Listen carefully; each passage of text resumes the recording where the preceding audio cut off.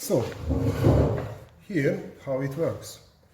So this is the B and C cable, connects to the power supply, I mean function generator output, with the input of the oscilloscope. And as I'm changing the frequency, I can see that the frequency of the signal is changing. But to see that, you should set the oscilloscope in a good way, all the knobs, or the major knobs. Okay, so this. You can change the signal shape. Now it is a triangle, it is the square signal,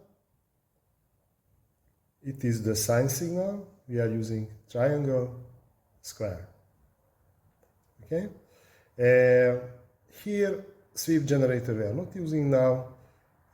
How to change the amplitude? The amplitude you can change by the amplitude button, but it has no display, so you can set it approximately.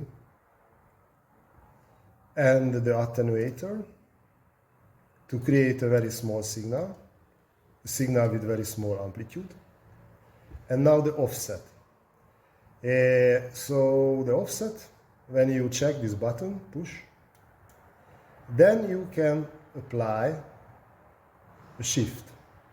But this shift can be seen only if you check here on the oscilloscope the DC button.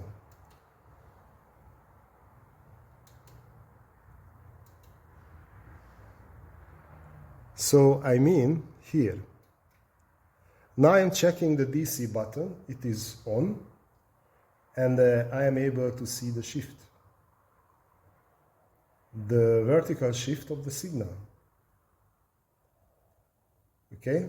When it is unchecked, off position, AC position, then I'm not able to see. It is the coupling, we call this function as a coupling.